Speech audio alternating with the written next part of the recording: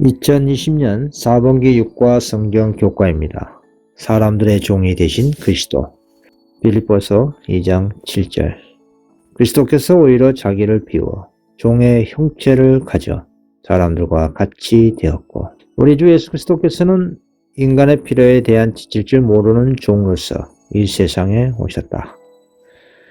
그런 인류의 모든 필요를 충족시킬 수 있도록 우리 연약한 것을 친히 담당하시려고 병을 짊어지셨다 하였습니다. 그분은 질병과 비천함과 죄의 짐을 제거하기에 오셨고, 사람들에게 완전한 회복을 가져오는 것이 그의 사명이었다 하였습니다. 그리고 그분께서는 사람들에게 건강과 평강과 품성의 완전을 주기 위해 오셨다라고 증언하고 있습니다. 1월 소재입니다. 극기의 생애. 갑은 그리스도의 사역이 얼마나 멀리까지 도달했습니까? 마가복음 2장 2절. 많은 사람이 모여서 문 앞에서라도 용신할 수 없게 되었는데 예수께서 저에게 도를 말씀하시더니, 마가복음 5장 21절. 예수께서 배를 타시고 다시 저편으로 건너가시며 큰 무리가 그에게 이에 그와 함께 가실세 큰 무리가 따라가며 에워싸 밀더라.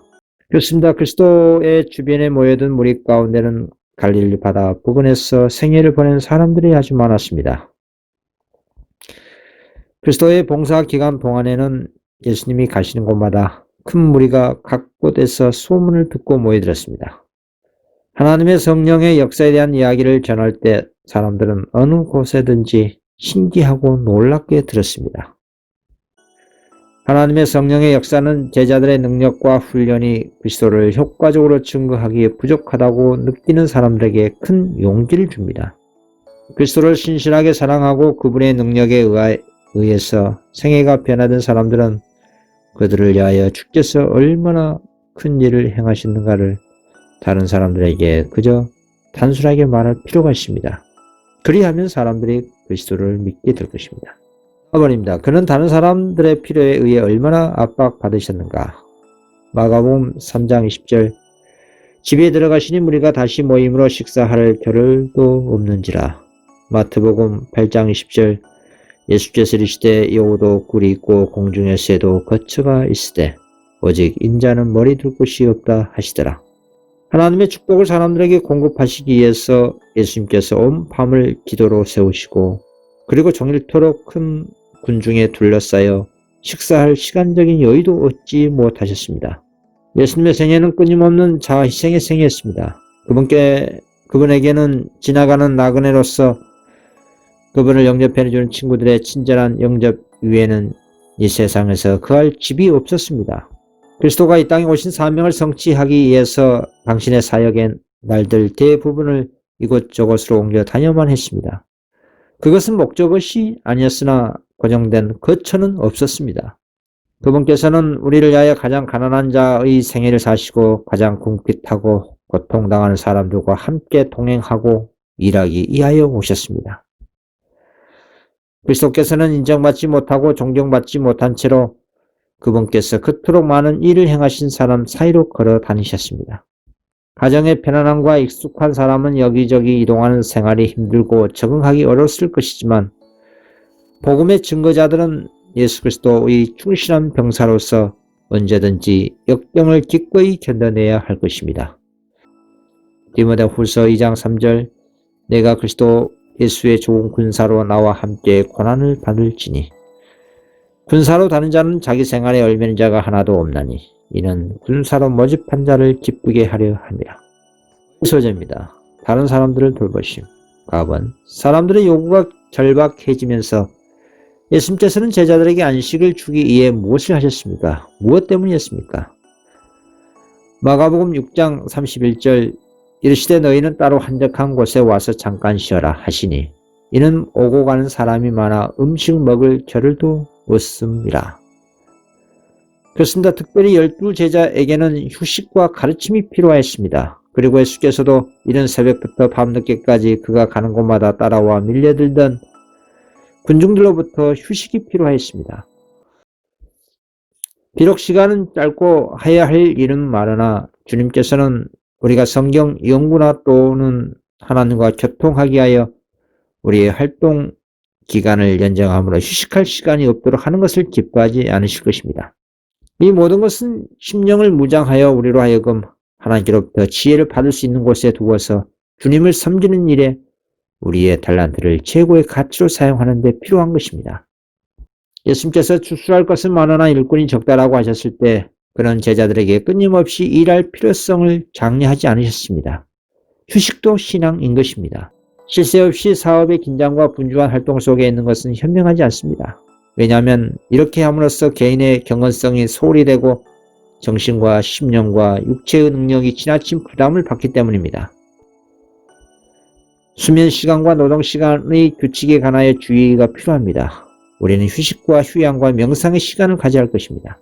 체력과 정신력을 하나님의 영광을 위하여 사용할 목적을 가지고 깨끗한 휴양으로 정신으로 상쾌하게 하고 신체의 활력을 얻고자 힘쓰는 것은 그리스도인의 특권이요 의무입니다. 그리스도인의 휴양은 성도와 사귀는 친구들에게 유익을 주고 그들을 향상시키며 우리와 그들이 그리스도인으로서 지워진 임무를 보다 더 성공적으로 이행하기에 보다 훌륭한 자격을 갖출 수 있는 그런 방법으로 휴양을 경영할 수 있을 것입니다. 나아버립니다. 사람들이 계속 그들을 따랐을 때 예수님의 반응은 어땠습니까? 그분은 그들의 필요를 어떻게 공급하셨습니까? 마가복음 6장 34절 예수께서 나오사 큰 무리를 보시고 그 목자 없는 양 같음을 인하여 불쌍히 여기사 이에 여러 가지로 가르치시더라. 마가복음 6장 42절 다 배불리 먹고 남은 떡 조각과 물고기를 두 바구니에 차게 거두었으며 떡을 먹은 자가 5,000명이었더라. 그렇습니다. 그리스도의 기적은 오직 사람들의 유익을 위해서만 행하셨습니다.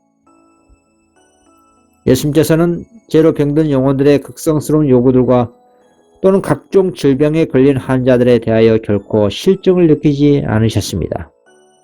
예수님께서 나오사 큰 무리를 보시고 불쌍히 여기사 이것은 고통을 당하는 자들에게 지대한 무엇을 의미합니다. 그리스도는 자신의 관심을 그들의 관심과 동일시하셨습니다. 그리고 예수께서는 사람들의 짐을 나누어 주셨습니다. 평화와 행복을 얻는 길을 사람들에게 가르치신 그분께서는 그들의 영적 필요를 생각하는 것과 똑같이 현세의 필요에 대해서도 깊은 동정을 표시하셨습니다. 그리스도께서는 진정한 필요를 공급하신 것 외에는 결코 이적을 행하지 않으셨으며 매 이적은 그 잎사귀는 만국을 소성하기 위하여 있는 생명나무로 사람들을 이끄는 그러한 성격의 이적이었습니다. 제자들의 손을 거쳐간 이 단순한 식물에는 아주 귀중한 교훈이 포함되어 있었습니다. 피곤하고 배고픈 많은 군중들에게 베푸신 단순한 식사는 그분의 능력에 대한 보증일 뿐만 아니라 생활의 일반적인 필요를 가진 그들의 친절히 돌보아 주실 것에 대한 보증이 되었습니다. 그리스도께서는 아버지에게서 받아 제자들에게, 제자들은 무리들에게, 무리들은 상호간에 나누어 주었습니다. 그와 같이 그리스도와 연합한 모든 사람들은 그에게서 하늘의 양식인 생명의 떡을 받아 그것을 남에게 전하여 줄 것입니다. 예수께서는 하나님을 온전히 의리하는 가운데 작은 떡 조각을 취하셨습니다. 그 떡은 그분의 한 식구인 제자들에게 나누어 주기에도 작은 것이었으나 예수께서는 그들에게 먹으라고 청하지 않고 사람들에게 나누어 주라고 명령하면서 그들에게 분배하셨습니다. 양식은 그분의 손에서 증가하였고 생명의 떡이신 그리스도께 내민 제자들의 손들은 결코 비지 않았습니다. 그분의 말씀은 저희의 필요가 공급될 것을 보증하고 있으며 그분께서는 세상의 재물보다 훨씬 좋은 것, 곧 당신의 임재하심으로 말미암아 얻어질 영속적인 평안을 약속하셨습니다. 다음입니다. 백성들이 영육간의 양식을 공급받은 후에 예수님께서는 그분 자신과 제자들을 위하여 어떻게 힘을 주셨습니까? 마가복음 6장 45절 예수께서 즉시 제자들을 재촉하사 자기가 무리를 보내는 동안에 배 타고 앞서 건너편 벳사다로 가게 하시고 무리를 작별하신 후에 기도하러 산으로 가시다. 그녀의 기적은 큰 군중의 각 사람에게 감명을 주었습니다. 모든 사람이 다 그 이적이 주는 유익을 받았습니다. 어떤 인간의 능력도 보리떡 5개와 물고기 2마리로 몇천 명이나 되는 배고픈 무리를 배불리 먹일 만한 양식을 만들어낼 수 없었습니다. 그래서 군중들은 서로 이는 참으로 세상에 오실 그 선지자라고 말했습니다. 오래 기다리던 구원자가 자신들에게 오셔서 유대를 지상에 나건 적과 꿀이 흐르는 땅으로 만드시고 증오하는 로마의 세력을 부술 수 있다고 소망에 부풀어 올랐습니다. 그래서 백성들은 열광주로 그분을 당장 왕으로 추대하려고 했습니다. 그리스도께서는 당신을 왕위에 추대하려는 노력에 폭력과 폭동이 뒤따를 것이라는 것을 아시고 그렇게 되면 영적 왕국의 사업은 방해를 받을 것이었습니다. 이러한 군중들의 지각 없는 운동은 지체 없이 저지되어야 하기 때문에 예수께서는 제자들을 불러 당신의 백성들을 해산시킨 동안 배를 타고 즉시 가버나움으로 돌아가라고 명령하신 것입니다. 제자들은 온전히 이해하지 못했지만 예수님의 명령에 순종했습니다. 그리고 그리스도께서는 제자들에게 향후 닥칠 시험을 이길 수 있도록 기도로서 준비시키고자 하셨습니다. 하일 소재입니다. 3번 봉사의 길. 갑은 봉사의 길에서 그리스도를 따르는 일에는 무엇이 관련되어 있습니까? 마가복음 8장 34절 무리와 제자들을 불러 이르시되 누구든지 나를 따라오려거든 자기를 부인하고 자기 십자가를 지고 나를 쫓을 것이라. 우리의 크신 교사이신 그리스도는 이렇게 말씀하셨습니다. 누구든지 나를 따라오려거든 자기를 부인하고 자기 십자가를 지고 나를 쫓을지라. 자신의 의지와 애정을 또 사랑을 그리스도에게 불복시키고 이제부터는 자신보다는 그리스도를 위해 살라는 의미입니다. 제자에게 수반되는 책임을 짊어져야 하며 그때 요구되는 큰 대가를 치러야 할 것입니다. 그분을 따른 자는 자신을 잊고 극비와 자아 희생의 풍성한 행위로 타인에게 선을 베푸게 될 것입니다. 그리스도의 제자가 되기를 원하는 자들은 먼저 자기 자신과 자신의 계획과 개인적인 욕망을 포기해야 할 것입니다. 그런 다음 그가 의무로 져야 할 십자가 무엇이든 기꺼이 짊어져야 합니다. 마지막으로 그는 그리스도의 발자취를 따라가야 할 것입니다. 예수를 따른다는 것은 우리가 그의 생애를 본받아 살며 그분이 보여준 대로 하나님과 우리의 동료 인간들을 섬기는 것을 말합니다. 그분께서는 당신의 생명을 기이 여기지 않으시고 우리 모두를 위해 버리셨습니다. 비천한 구유에서부터 십자가까지 그분은 우리의 모범이십니다. 나와버립니다. 예수님은 세속적인 이득과 그를 섬기는 데 지불된 대가를 어떻게 비교하십니까? 마가복음 8장 35절 누구든지 제 목숨을 구원코자 하면 잃을 것이요 누구든지 나와 복음을 위하여 제 목숨을 잃으면 구원하리라. 사람이 만일 온 천하를 얻고도 제 목숨을 잃으면 무엇이 유익하리요? 사람이 무엇을 주고 제 목숨을 바꾸겠느냐? 그렇습니다. 자기의 생명을 구원한다는 것은 현세적인 삶에 속한 것들을 먼저 구하고 하나님 나라와 그리스도 의를 잊어버린 것을 말합니다. 사람이 자신을 부인하거나 포기하고 그리스도의 십자가를 질 때 그는 그리스도를 위하여 자신의 목숨을 잃게 됩니다. 사람의 영혼을 잃어버린 것을 무엇과 비교할 수 있겠습니까? 이것은 영생의 보화를 얻든지 혹은 하나님과 그의 의를 첫째 일로 삼기를 등한시한 까닭에 모든 것을 잃어버리든지 모든 영혼이 결정해야 할 문제입니다. 세상의 구주이신 예수님은 그리스도인이 되었다고 자처하나 그분을 섬기지 아니하고 자신만 섬기는 많은 사람들을 슬픔으로 바라보십니다.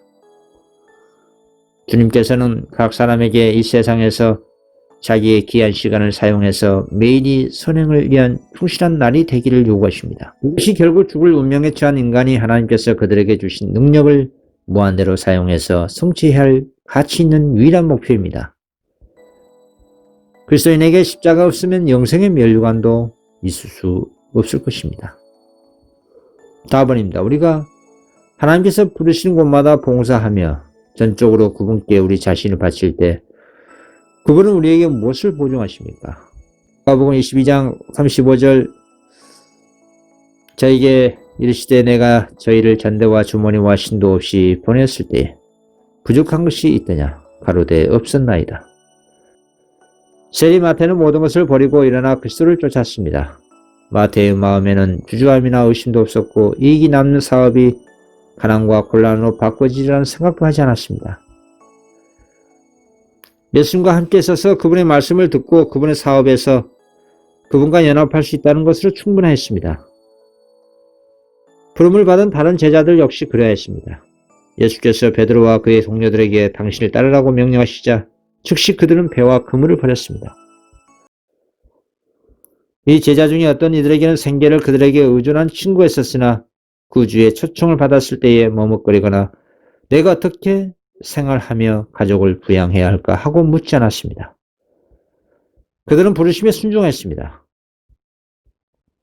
예수께서 후에 제자들에게 내가 너희를 전대와 주머니와 신도 없이 보냈을 때에 부족한 것이 있다냐라고 물으셨을 때에 그들은 없었나이다 라고 대답할 수 있었습니다.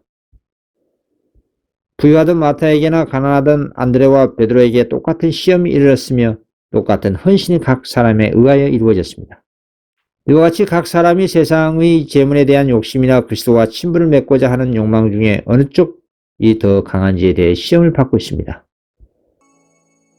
제자들이 예수님을 쫓을 때와 과거를 비교할 때 그들에게는 아무런 부족함이 없었고 그리스도께서 함께 하심으로 모든 것이 마음에 채워졌습니다. 그리고 하나님께 자신을 온전히 바칠 때 그리스도인 사랑의 최고 열매가 나타날 것입니다. 그것은 다른 이들을 위해 기꺼이 죽고자 하는 마음입니다. 요한복음 15장 13절 사람이 친구를 위하여 자기 목숨을 버리면 이에서 더 큰 사랑이 없나니.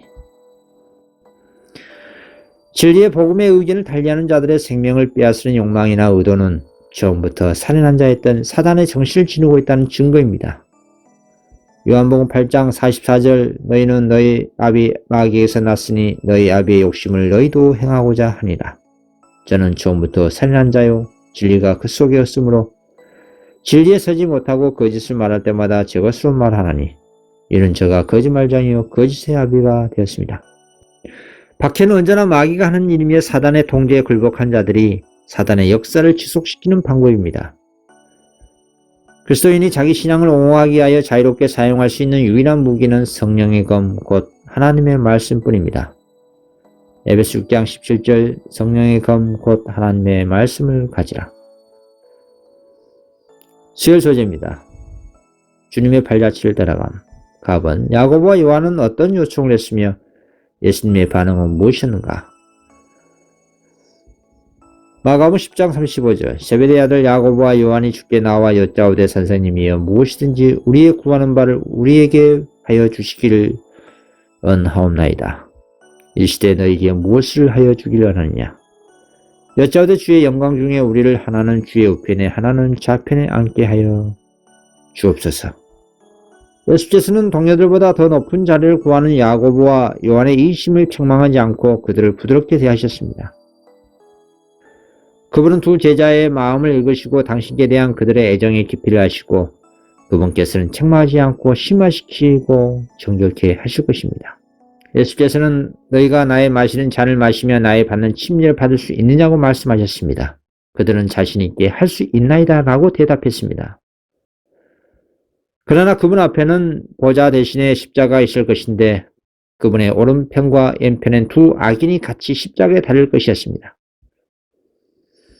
야고보와 요한은 주님과 같이 고통을 나누어야 했으며 야고보는 형제들 중에 첫째로 칼에 죽을 것이었고 요한은 고통과 비난과 핍박을 형제들 중 가장 오랫동안 받을 것이었습니다. 그분은 계속해서 내 좌우편에 앉는 것은 나의 줄 것이 아니라 내 아버지께서 누구를 위하여 예비하셨든지 그들이 얻을 것이라고 말씀하셨습니다. 하나님 나라에서의 지위는 정치를 통하여 얻어지는 것이 아닙니다. 이것은 획득하는 것도 아니고 독단적인 징계를 통하여 받을 수 있는 것도 아닙니다. 이것은 품성의 결과이며 멸관과 보좌는 달성된 상태의 증거이며 이것들은 우리 주 예수 그리스도를 통하여 자아를 극복한 증거입니다. 오랜 후에 제자 요한이 그분의 고난에 참여함으로 그리스도를 동정하게 되었을 때에 주께서는 요한에게서 그분의 나라에서 그분과 가까워진 조건이 무엇인지를 나타내셨습니다. 그리스도께서는 이기는 그에게는 내가 내 보좌에 함께 앉게 하여 주기를 내가 이기고 아버지 보좌에 함께 앉은 것과 같이 하리라. 이긴 자는 내 하나님 성전의 기둥이 되게 하리니 그가 결코 다시 나가지 아니하리라. 내가 하나님의 이름과 나의 새 이름을 그 위에 기록하리라고 말씀하셨습니다. 나아버님, 예수님께서는 이 기회에 세상 왕국과 자신의 왕국을 어떻게 비교하셨습니까? 마가복음 10장 42절 예수께서 불러다가 이르시되 이방인의 소위 집권자들이 저희를 임의로 주관하고 그 대인들이 저희에게 건세를 부린 줄을 너희가 알거니와 너희 중에는 그렇지 아니하니 너희 중에 누구든지 크고자 하는 자는 너희를 섬기는 자가 되고 너희 중에 누구든지 으뜸이 되고자 하는 자는 모든 사람의 종이 되어야 하리라. 그렇습니다. 야고보와 요한의 요구를 듣고 열 제자들은 불쾌하게 생각했습니다.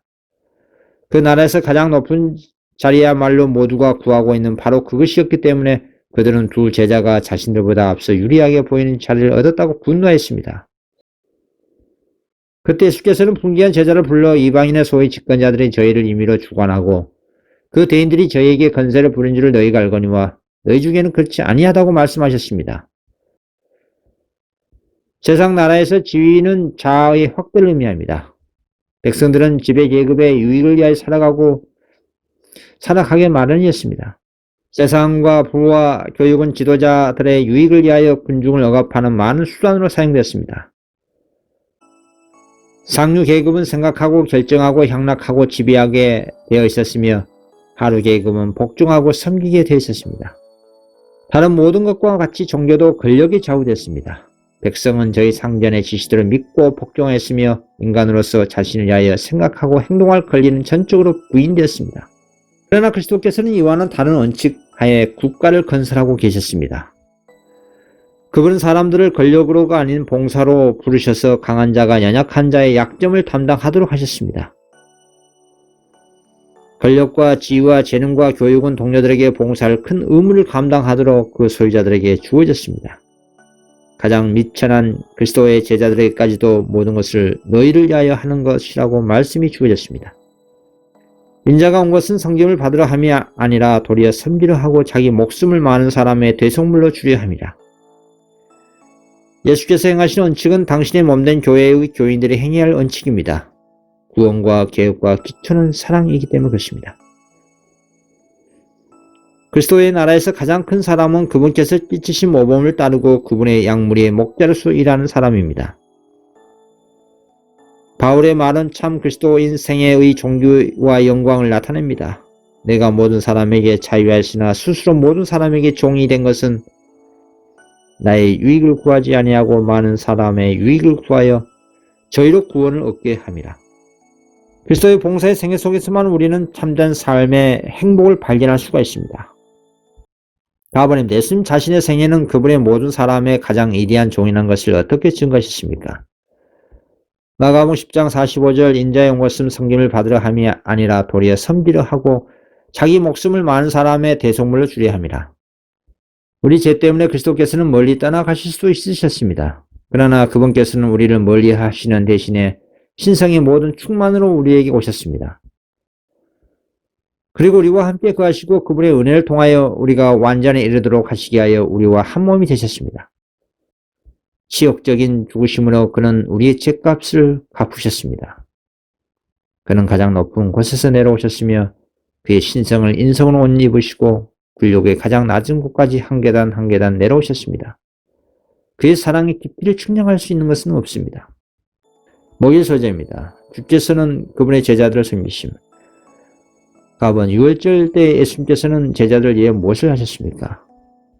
요한복음 13장 3절 저녁 먹는 중 예수는 아버지께서 모든 것을 자기 손에 맡기신 것과 또 자기가 하나님께로부터 오셨다가 하나님께로 돌아가실 것을 아시고 저녁 잡수던 자리에서 일어나 겉옷을 벗고 수건을 가져다가 허리에 두르시고 이에 대야의 물을 담아 제자들의 발을 씻기시고 그 두르신 수건으로 씻기시를 시작하여 제자들 사이에 천국에서 가장 큰 자가 되리라는 것에 관하여 논쟁이 벌어지고 있었습니다. 그들은 일치가 될 수가 없었습니다.